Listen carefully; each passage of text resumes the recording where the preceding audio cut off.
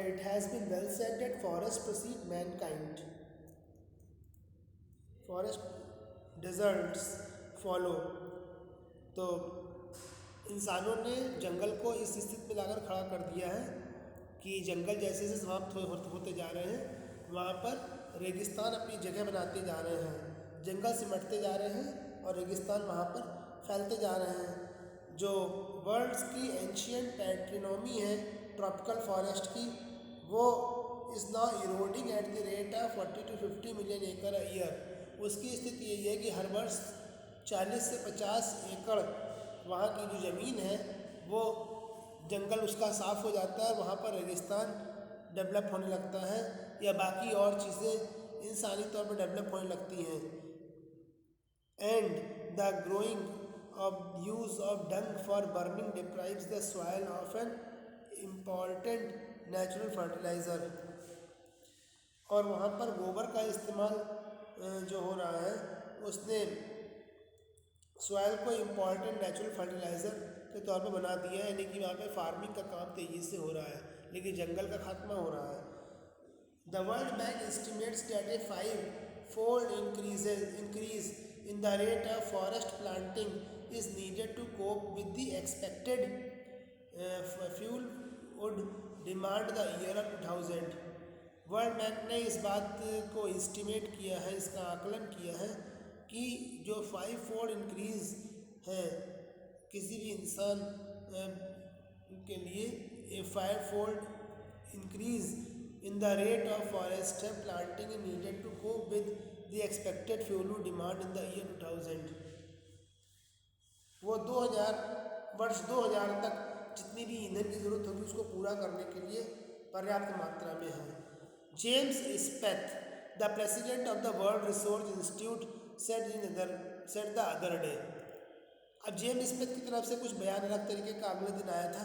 उन्होंने कहा था we we are saying that we are losing the forest at an acre a second, but it is much closer to an acre and a half to a second. अगर दूसरे लोग 1 एकड़ ज़मीन 1 second में विलुप्त होने की बात कर रहे हैं या सारी जंगल सब खत्म होने की बात कर रहे हैं, तो मैं 1.5 एकड़ की बात कर रहा हूँ। But it is much closer to an acre and half second, यानी कि एक्चुअल में 1 एकड़ 1 सेकेंड में जंगल विलुप्त नहीं हो रहा है, बल्कि 1.5 एकड़ जंगल 1 सेकेंड में विलुप्त हो रहा है। जो स्थिति कही जा रही है, स्थिति उससे कहीं ज़्यादा भयानक है। Article 48A of the Constitution of India provides that the state shall endeavor का मतलब मेक एफर्ट, स्टेट्स को कोशिश करनी चाहिए। आर्टिकल 48A में कहा गया है, भारत के आर्टिकल 48A में कहा गया है कि स्टेट को कोशिश करनी चाहिए कि वो एनवायरनमेंट को इम्प्रूव कर सके, उसका संरक्षण कर सके, and to safeguard in the forest and wild life of the century of the country. और देश के फॉरेस्ट और वाइल्ड लाइफ जो है वो सुरक्षित हो, इसकी जिम्मेदारी उस पर्टिकुलर स्टेट की जहाँ वो बिलोंग करते हैं, जहाँ पर वो लोकेटेड हैं। But what causes endless anguish in the fact, लेकिन लोगों में निरंतर जो आने वाला गुस्सा है उसका क्या कारण है? और इसी कारण से लोगों में एक मेंटल पेन डेवलप होता है। Causing endless anguish is the fact that laws are never repeated or enforced in India। अफसोस की बात ही यही है कि भारत में ना तो कानून सही से लागू किया जाता है, ना ही लोग उसको फॉलो करना चाहते हैं, उसका अनुसरण करना चाहते हैं। For instance, the Constitution says that casteism, untouchability and bounded labor shall be abolished। ये 3 चीज़ें जरूर खत्म की जाएंगी, एक तो कास्टिज्म, दूसरे अनटचेबिलिटी और तीसरे बॉन्डेड लेबर। और तीनों में से अब तक कोई भी ना ख़त्म हुई है, ना कास्टिज्म ख़त्म हुआ, ना बॉन्डेड लेबर, ना ही अनटचेबिलिटी। कितना भी अनटचेबिलिटी के लिए मना की जाए, लोगों के दिमाग में है कि फलाने व्यक्ति का छुआ हुआ नहीं खाएंगे, या पानी नहीं पिएंगे, या उसके साथ नहीं बैठेंगे, या वो हमारे यहाँ ना आए, हमारे किचन में बैठ कर ना खाए, हमारे बर्तनों का इस्तेमाल ना करें। तो ये जो अनटचेबिलिटी की फीलिंग है ये बराबर अभी भी लगी हुई है, बनी हुई है, इसमें कोई भी कमी नहीं आई है। For instance, the Constitution says that casteism and untouchability in bonded labor shall be abolished, but they flourish shamelessly even after 44 years. और बड़े अफसोस की बात है कि 44 साल हमें आज आज़ादी के हो गए, बल्कि अब तो और ज़्यादा हो गए, लेकिन फिर भी हम इन चीज़ों को ख़त्म नहीं कर पाए हैं। A recent report about Parliament's definition of habit of India, एक दूसरी जो रिपोर्ट यहाँ पर आई है पार्लियामेंट की तरफ से, पार्लियामेंट स्टेट कमेटी की तरफ से, कि कैटास्ट्रॉफी डेफिनेशन किस तरह से रोका जाना चाहिए भारत में। Over the last 4 decade, India according to tribal data is losing the forest at the rate of 3.7 acre a year. Large area officially designated as forest land. Large area जब भी बनाए जाते हैं तो वो ऑफिशियली डिज़ाइन किए जाते हैं एक एज फॉरेस्ट लैंड के तौर पर। जैसे फॉरेस्ट लैंड में कितने पौधे लगेंगे, कौन कौन से लगेंगे, ये सब डिसाइड होता है। अगर नेचुरल फॉरेस्ट है तो कोई पौधा कहीं भी कम या ज़्यादा दूरी पर उगा होगा, उसका कोई प्रॉपर सीक्वेंस नहीं होगा, कोई प्रॉपर टाइप नहीं होगा। लेकिन अगर जंगल को उगाया गया है, पेड़ों को जेब पर संरक्षण के लगाया गया है, तो किस प्रजाति के, किस चीज़ के कितने पेड़ किस डायरेक्शन में होंगे वो सब डिसाइड रहता है। तो ऐसे ही इसको भी डिसाइड होना चाहिए कि हम कितने क्वेश्चंस पूछेंगे, मतलब जो है लोगों की हेल्थ को लेकर के, उनके नेचर को, ओपिनियन को लेकर के, तभी we can do a proper research work on it. A recent report from our Parliament Estimation Committee has highlighted the near catastrophic depletion of India's forest over the last 4 decades. तो कहता है कि आने वाले 4 दशकों में भारत का पूरी तरीके से कैटास्ट्रॉफिक डेप्रेडेशन होगा, क्योंकि इंसान में जिस तरह से मनुष्यों में भारत में लकड़ी का कटान हुआ है उतना शायद ही किसी और कंट्री में अब तक हुआ हो। Large areas officially designed as forest land are already virtually treeless. जितने भी बड़े बड़े एरियाज हैं officially designated as forest land, या जिनको फॉरेस्ट लैंड के तौर पर चिन्हित किया गया है, डिज़ाइन किया गया है कि इनमें पेड़ लगाए जाएंगे, आर ऑलरेडी वर्चुअली ट्रीलेस। ये आभासी तौर पर तो फिलहाल ट्रीलेस है, यानी ना उनकी कोई पिक कैमरे पर आई है, ना न्यूज़पेपर में छपी है, ना उससे कोई स्टोरी या कोई रिपोर्ट लिखी गई है, तो वो तो ऑफिशियली बिल्कुल ऑन पेपर है ही नहीं। Large areas officially designated forest land are already virtuous treeless. This the actual loss of forest is estimated to be about 8 times। तो जो ग्रेजुअल लो है फॉरेस्ट के आने की, about 3 forest land already is estimated to be about 8 times the rate indicated by government statistics. तो जो सरकार जो आंकड़े देती है उसका एक्चुअल जो आंकड़े हैं वो 8 गुने हैं। अगर सरकार ने 50 पेड़ कटे बताए हैं तो 400 पेड़ कटे होंगे। एक एग्जाम्पल के तौर पर मिलता है, ए 3-year study using satellite and aerial photography conducted by the United Nations was that environment has deteriorated so badly that it is a crucial in many of the 88 countries investigated। जो 3 साल तक study satellite के through की गई उसमें और aerial photography में conducted by union Nations, ये दोनों संस्थाएं यूनियन नेशंस की हैं, ये हमको बताती हैं वांस the environment has deteriorated so badly that is critical in many of the 88 countries investigated। कि आज हमें environment balance जो घट रहा है उसने इस स्थिति में लाकर खड़ा कर दिया है कि हम 88 कंट्रीज़ के इन्वेस्टिगेशन के बावजूद उससे उबर नहीं पा रहे हैं, उससे निकल नहीं पा रहे हैं, वो हमारे लिए पॉजिटिवली कुछ सोच नहीं पा रहे हैं। There can be no doubt that growth of the world population is one of the strongest factor which distorting the future of human society। इस बात में कोई संदेह नहीं कि जो ग्रोथ है वर्ल्ड पॉपुलेशन की, ये सबसे बड़ा फैक्टर है, स्ट्रॉन्गेस्ट फैक्टर है distorting the future of human society. अगर धरती पर रहने वाले लोगों का जीवन डिस्टर्ब होता है तो ये सबसे ज़्यादा घातक बात उनके लिए यही है। धरती पर मानव आबादी को 1 मिलियन से 1 बिलियन बनने में एक समय लगा, एक लंबा समय लगा। ये वही वर्ल्ड पॉपुलेशन थी जो 1800 में 1 मिलियन थी और 1900 में 1 बिलियन हो गई 100 साल में। ये second billion was added and the 20th century has added another 3.7 billion, और उसके बाद 20वीं सदी ने अगले 3.7 बिलियन जो आबादी थी उसमें जोड़ दिए। The present world popularly estimated at 5.7 billion.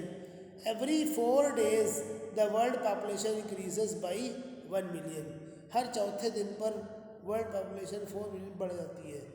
Fertilisers falls as incoming rise, education spreads and health improves. तो जो फर्टिलिटी है, fertility fall as income rise, वो फर्टिलिटी फॉल गिरता है, घटता है जैसे जैसे इनकम बढ़ती है, एजुकेशन फैलती है और हेल्थ इम्प्रूव होती है। इंसान कम बच्चे पैदा करने के बारे में सोचता है, उस ओर ध्यान देता है, धरती के संकट की ओर ध्यान देता है जब वो पढ़ा लिखा होता है, जब उसके पास नौकरी चाकरी करने का समय होता है, वो खाली बैठ के समय बर्बाद नहीं करता है, हर समय घर पे ही नहीं रहता है। तो उस स्थिति में वो दूसरी चीज़ों के बारे में सोचता है और नतीजा ये निकलता है कि फर्टिलिटी घटी है। एजुकेशन स्प्रेड तभी हो पाती है, हेल्थ इम्प्रूव तभी हो पाती है जब धरती पर कम लोग होंगे और संसाधन भरपूर होंगे, तभी हम अच्छा खा पाएंगे और अच्छे इन्वायरमेंट में रह सकेंगे जिसमें प्रदूषण नहीं होगा, तभी हमारा स्वास्थ्य बेहतर होगा। और इसीलिए इंसान आबादी कंट्रोल करने पर बराबर जोर देती है। दस development is the best contraceptive, तो वो तो सबसे अच्छा कंट्रासेप्टिव है। But development itself may be not possible the present increases in number of communities. लेकिन फ़ायदे का ये कहीं मतलब नहीं कि जो प्रेजेंट पर्सन है वो बराबर प्रॉब्लम्स को फेस करता रहे। Present increases in number of debt if the present increase in number, मतलब जो आबादी आज है वही तेज़ी से बढ़ती चली जाए तो हम इन सब बेनिफिट्स को गेन नहीं कर सकते हैं। The rich get richer and the poor beget the children which condemns them to remain poor. अरे जो अमीर लोग हैं वो दिन पर दिन अमीर होते जा रहे हैं और जिनकी स्थिति खराब हो गई, जो गरीब हो गए, उनकी सुनने वाला कोई नहीं। गरीबों के बच्चे भगा दिए जा रहे हैं, ठुकरा दिए जा रहे हैं, जो उनकी स्थिति को और भी घातक बना रहा है। More children does not mean more workers. गरीब इंसान की एक सोच होती है कि हमारे घर में जितने बच्चे होंगे उतने ही काम करने वाले होंगे, जो कि उसकी एक गलत सोच है। तभी वो नैटर कहता है more children does not mean more workers, mainly more people without work. ये नहीं कहना चाहिए कि ज़्यादा बच्चे हैं तो वो ज़्यादा काम करने वाले लोग हैं, वो काम करेंगे पैसा कमा के लाएंगे, ये ज़रूरी नहीं। इसको ये कहना चाहिए कि ज़्यादा लोग हैं तो खाने वाले ज़्यादा लोग हैं, क्योंकि जितने लोग पैदा होंगे वो सारे लोग काम पाएंगे या नहीं ये ज़रूरी नहीं है। इसलिए कम ही लोग पैदा हों जिनको काम मिल सके और जो स्थिति को सुधार सके, उनमें ज़रूरी सारे व्यक्ति काम करने वाले लोग फिर भी मैक्सिमम इतने काम करने वाले हों और इतना अर्निंग करने वाले हों कि जो ना काम करने वाले लोग उनकी स्थिति को ध्यान में रख सके। यही सबसे इम्पोर्टेंट बात है। The rich get richer and the poor beget children which condemns them to remain poor. More children does not mean more workers, merely more people without work. It is not suggested that human beings be treated like cattle ये ऐसा नहीं कहा जाता कि human beings be treated like cattle and compulsory sterilised sterilised. ये नहीं कहा जा सकता कि ह्यूमन बींग्स जो हैं वो कैटल की तरह ट्रीट करे जाते हैं और जो उनमें कंपल्सरी स्टेरलिस्ट है उनसे उनको दूर रखा जाता है। But there is no alternative to voluntary family planning without introducing an element of coercion। लेकिन हमारे पास कोई भी ऐसा विकल्प नहीं है कि हम वॉलेंट्री फैमिली प्लानिंग को जनता पर थोप सकें, ज़बरदस्ती परिवार नियोजन अपनाने के लिए उसे बाध्य कर सकें, बिना ये बताए हुए कि एलिमेंट ऑफ को इरेक्शन क्या चीज़ है। The concept is really between control of population and perpetuality of poverty. पूरी तरीके से ये जो कॉन्सेप्ट है ये कॉन्सेप्ट ऑफ पॉपुलेशन पर है और परपिचुएशन ऑफ पॉवर्टी पर है, यानी पॉवर्टी अपनी चरम सीमा पर हो, इस बेस पर है। The population of India estimated to be 920 million today. 920 million की आबादी है भारत में करंट में। ये आंकड़ा पुराना हो चुका, अब तो और बढ़ गई है। More than the entire population of Africa and South America put together. No one familiar with the conditions in India. Bharat में जो आबादी की स्थिति है उनके बारे में शायद विश्व के बाकी लोग नहीं जानते। Conditions in India would doubt that the hope of the people would die in their hungry hutments unless population control is given topmost priority। और लेखक का मानना है जब तक हम इन्वायरमेंट में प्रदूषण को कम नहीं करते, बढ़ती हुई आबादी पर कोई अंकुश नहीं लगाते, ये बढ़ती हुई आबादी धरती के लिए एक दिन घातक साबित हो जाएगी और लोग भुखमरी के शिकार होकर के मरने लगेंगे। For the first time in human history, we see transcending concern। पहली बार हमको धरती पर एक्सेसिव कंसर्न देखने को मिला है। For the first time the human history we see a transcending concern। ये होता ये है कि the survival not just for people but for the planet। इसमें यही है कि हम सिर्फ अपने हित के बारे में ना सोचें, जनहित के बारे में सोचें, जनता के हित के बारे में सोचें। We have begun to take a holistic view of the very basis of our existence. हमें अपने वजूद का एक होलिस्टिक व्यू लेना ज़रूरी, कहाँ पर कौन कौन सी चीज़ें हैं, कितनी मात्रा में कौन कौन से रिसोर्सेज हैं, कितना हम यूज़ कर चुके हैं, कितने अभी बाकी है उसको यूज़ करने के लिए, किस पीढ़ी के लोग, किस तरह की, किस उम्र के लोग कौन सी से रिसोर्सेज का इस्तेमाल करते हैं, इस पर एक रिसर्च ज़रूरी है। The environment problem does not necessarily signal our demise. Environment problem से ज़रूरी नहीं कि वो हमारी डिमाइस को, हमारी डेथ को रिप्रेजेंट कर रही हो। It is our passport for the future. हम धरती को संरक्षित करते हैं तो भविष्य के लिए हमारा पासपोर्ट है ये। If there is no land our existence will be in doubt. तो एग्जिस्टेंस हमारा डाउट में पड़ जाएगा, उस पर हम क्वेश्चन मार्क लगा देंगे अगर धरती सुरक्षित नहीं है। हम फ्यूचर को क्या दे सकते हैं? Nothing. The emerging new world vision has ushered the era of responsibility. अगर हम आने वाले नए संसार को देखना चाहते हैं, नए संसार को उभरते हुए देखना चाहते हैं, तो आज का जो समय है वो हमारे लिए एरा ऑफ रिस्पॉन्सिबिलिटी है। हम आज के इस समय को एरा ऑफ रिस्पॉन्सिबिलिटी माने, जिम्मेदारी का युग माने, तभी हम आने वाले भविष्य में एक नए संसार को उभरते हुए देख सकते हैं। It is a holistic view rather an ecological view। It is a holistic view, an ecological view, seeing the world an integrated whole rather than dissociate collection of parts। कि हम इस संपूर्ण धरती को एक दूसरे से कोरिलेट करके देखें, ये एक होलिस्टिक व्यू होना चाहिए। सिर्फ अपने बारे में सोचना ये कोई समझदारी की बात नहीं है, हमें सभी के बारे में सोचना चाहिए, सारे जीव जंतुओं के बारे में, प्रकृति के जो एस्पेक्ट्स हैं उनके बारे में, इसके अलावा इंसानों के बारे में, सभी के बारे में सोचना चाहिए, तभी हम इसको होलिस्टिक व्यू का नाम दे सकते हैं। Industry has a most crucial role to play in this new era of responsibility. Era of responsibility में इंडस्ट्री का बहुत ही इम्पोर्टेंट रोल है। What a transformation would be affected a businessman share the view of chairman of DuPont. तो कहता है what a transformation would be affected, transformation कितना प्रभावित हो सकता है if more businessman share the view of Charles chairman of Dew Point. Mr. Edgar S. Woodland, who 5 years ago declared himself to be the company's chief environment officer, उन्होंने कहा था, mister Edgar ने जब अपने आप को कंपनी का chief environment officer बनाया था तो उन्होंने कहा था, he said our continued existence as a leading manufacturer requires that we excel in environmental performance. हम तभी इन जो है एक लीडिंग मैन्युफैक्चरर बन सकते हैं जब हम प्रकृति के बारे में सोचें।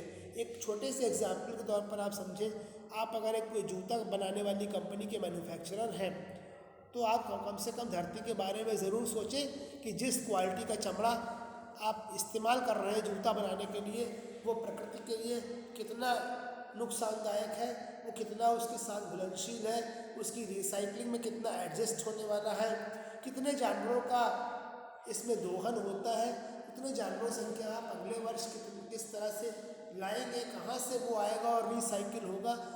तो अगर आप उससे होने वाले जो नुकसान है उनके बारे में सोच लेंगे, उसको रोक लेंगे और उसको रोक करके आप अपने प्रोडक्शन को बढ़ाएंगे तो आपको एक अच्छा मैन्युफैक्चरर माना जाएगा, एक अच्छा चेयरमैन माना जाएगा उस कंपनी का, उस प्रोडक्शन यूनिट का। Otherwise you are not a good person, you are not a कह सकते हैं successful chairperson, because if you want to become a successful person you must become a successful people, a good people. If you are a good people you can become a successful people. Without making yourself a good people you can't become a successful people. So when you think about nature, when you think about the holistic view of nature, when you think about the benefit or sake of everyone, you can become good. Otherwise, for thinking about only for oneself, you can't become a successful person, a good person. People will criticize you certainly at that moment. Of all the statements made by Margaret Thatcher during the years of her prime ministership, none has passed so decisively into the current coin of English usage as her fallacious word. तो Margaret Thatcher ने बात कही थी, no generation has a freehold on this earth. कोई भी पीढ़ी हो उसका फ्री होल्ड नहीं है इस धरती पर, जैसे चाहे वैसे लूट ले, घसोट ले, इस्तेमाल कर ले, किसी के बाप की जागीर नहीं है ये धरती। All we have is a life tenancy, हमारे जीवन की एक निश्चित समयावधि है इस धरती के ऊपर जो हम बिताने के लिए यहाँ पर आए हैं। ये परमानेंटली हमारी नहीं है, ये हमें विरासत में मिली है थोड़े समय के लिए, परमानेंटली नहीं। With a full repairing lease के तौर पर मिली है, और लीज पर जो चीज़ मिलती है हमें उसके बदले उसका जो कर्ज है वो चुकाना पड़ता है, कर्ज के तौर पर हमको मिली है। इसको मैं नहीं कह सकते परमानेंट हमारी ही है। In the world of Mister Lester Brown we have not inherited this earth, हमको ये धरती विरासत में नहीं मिली है। From our forefather we have borrowed it from our children, हमने इसे अपने बच्चों से उधार मांगा है कि तुम तो बाद में आओगे इस दुनिया में, तुम इसे बाद में इस्तेमाल करना, पहले फ़िलहाल इसे हमें इस्तेमाल कर लेने दो थोड़ी देर के लिए, जब तक तुम यहाँ पर नहीं आ रहे हो। तो हमने उनसे उधार मांगा है, ना कि हमें अपने फोरफादर से मिली है। यही हमारी सोच होनी चाहिए, तभी हम इस धरती को संरक्षित और सुरक्षित कर सकते हैं, संवर्धित कर सकते हैं। Otherwise we will certainly destroy it. Your chapter has finished now.